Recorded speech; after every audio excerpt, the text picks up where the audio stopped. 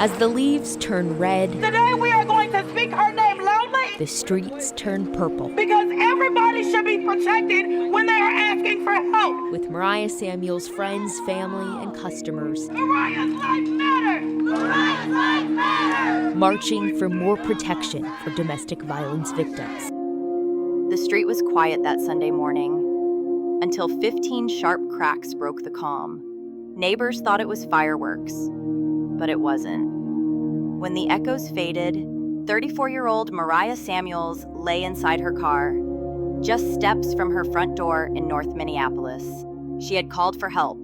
She had a restraining order, and hours earlier, she posted her final words online. Clearly, the protective order isn't doing anything. She did everything right, and still the system failed her. This is Crime Core TV. We ask, what happens when protection becomes paperwork? Before we continue, make sure you subscribe and turn on notifications. Your support helps us uncover the stories that others overlook. Mariah wasn't just a headline. She was a mother, a sister, a daughter, a friend, a dog groomer who loved her work and the animals she cared for. She had this gift, her coworker Jasmine Brown recalled. Even the most anxious dogs would melt in her hands. Mariah raised 2 sons alone, one in high school, one preparing for college. Her life was busy but full. Work in the morning, homework at night. She was saving for another trip abroad. In the spring of 2025, Mariah met David Eugene Wright, 50 years old, recently released from federal prison. He spoke softly, dressed neatly, and said he'd changed. He talked about second chances, redemption. But beneath that charm was history. 15 years behind bars for firearm possession and 2 prior restraining orders from other women. Mariah didn't see the danger at first. She believed in helping people rebuild, and Wright knew exactly how to use that hope. By summer, his presence became constant. He followed her routines, showed up where she went, and always asked where she'd been. Her phone never stopped ringing. When she didn't answer, he'd appear. At work, at her sister's home, at restaurants she mentioned in passing. It wasn't romance anymore, it was control. August 21st, Mariah was home on the phone with a friend when Wright appeared at her back door. He didn't knock, he just stood there. When she refused to open the door, he began circling the house. The friend on the phone heard everything, the yelling, the fear, the struggle. When police arrived, Wright was gone. Mariah's injuries were visible, documented in photos and reports. Officers helped her file for an order for protection, banning Wright from contacting her or coming near her home. But for him, that piece of paper was only an obstacle to ignore. For 2 weeks, peace. Then the messages began again. I'm sorry. I still have things for your birthday. I hate that you won't accept them. One last question. Why haven't you blocked me? But of course she ignored the texts, but was saving them as evidence. But when fear turned to exhaustion, she went public through Facebook. I was trying to stay silent, but stalking me at 4 a.m, and the police aren't doing anything besides serving him a protective order. And clearly, it's not doing anything. Those words would be the last she ever posted. A public cry for help that came just hours before she was gone. It was just before 8 a.m. Mariah stepped outside her house on Russell Avenue North, heading for work. Her sons had already left for the day. Moments later, the sound of gunfire tore through the neighborhood. 15 shots in less than half a minute. Police arrived within minutes. Mariah was still in her car. She never made it to work. My niece was gunned down by a violent ex-boyfriend that she put a restraining order on, said her aunt. He ambushed her right here in front of her house. Mariah will be the 4th woman in our family murdered by someone who said they loved them. She was 34 years old, a mother, a daughter, a woman who did everything right. Police wasted no time. Within hours, a statewide alert went out for David Wright. 19 hours later, they found him at a motel in Anoka. The cops wanted to know what could have gone wrong to make him do something so cruel he didn't resist. He was waiting. During interrogation, he said, "I'm not going to fight this situation. Read our text messages. Then you'll understand why I did what I did." He showed no remorse, only justification. He was charged with second-degree murder and illegal firearm possession. Bail was set at $1 million. Across Minneapolis, anger turned into action. Mariah's sister Simone Hunter led marches, holding a sign that read, "Justice for Mariah." You know what the police officer said who took my sister's case? He said Mariah didn't seem afraid enough. In Minneapolis, you can be attacked, and it's still not considered severe enough.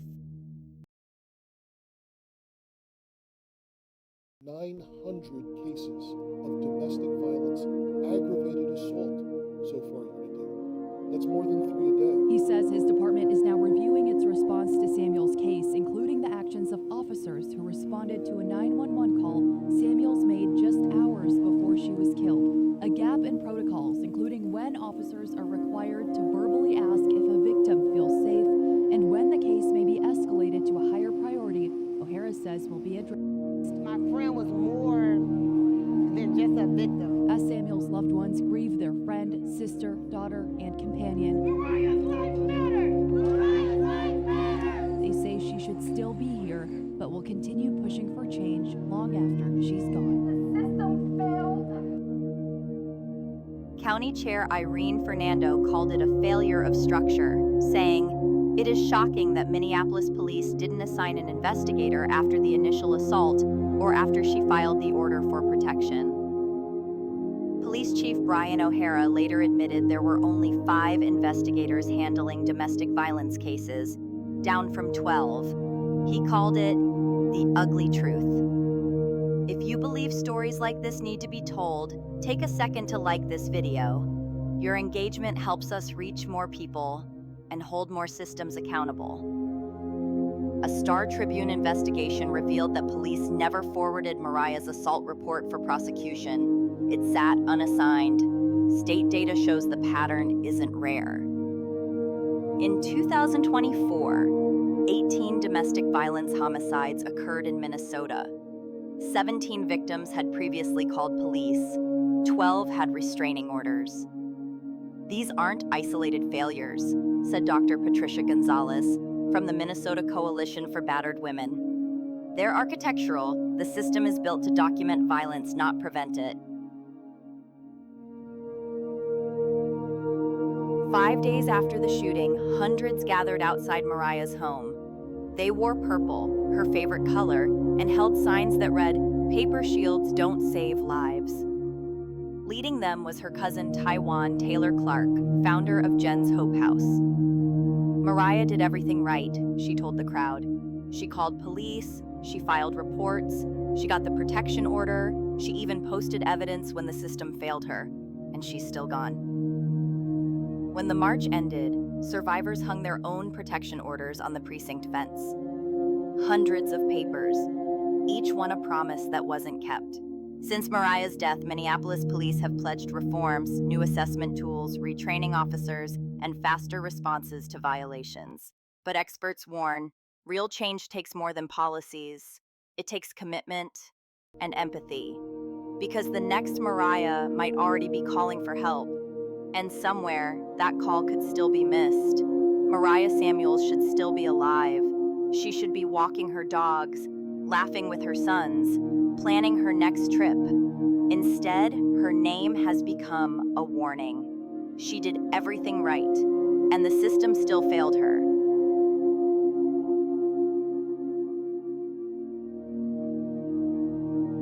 To honor Mariah's life and legacy means more than remembering one tragic moment.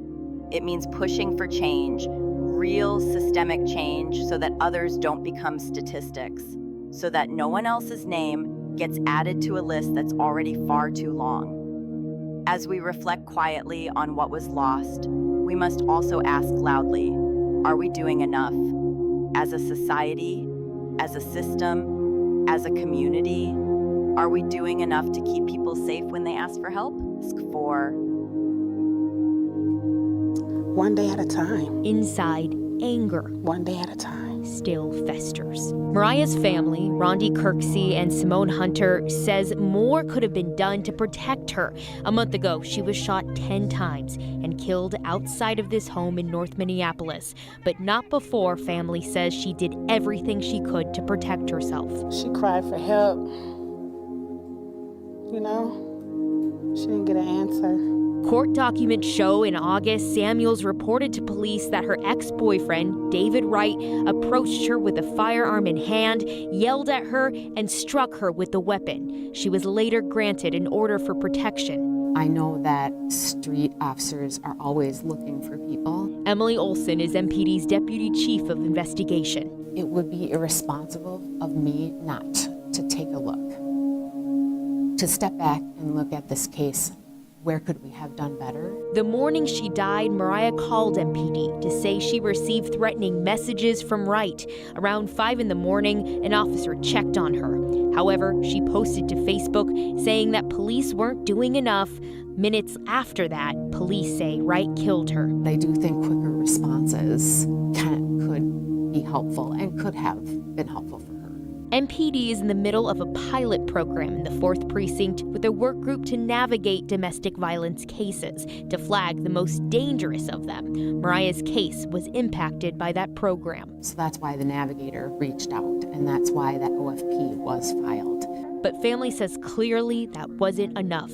MPD says Wright was found and arrested the day after Mariah was killed. It's just confusing because it takes a murder for you guys to actively seek someone out. Even if this person has threatened people with violence, threatened people with a gun, beaten someone in the... If you or someone you know is in an unsafe situation, confidential help is available 24 hours a day. In the United States, call 1-800-799-7233, the National Domestic Violence Hotline. Don't forget to like and subscribe. Thank you for watching, and see you in the next one.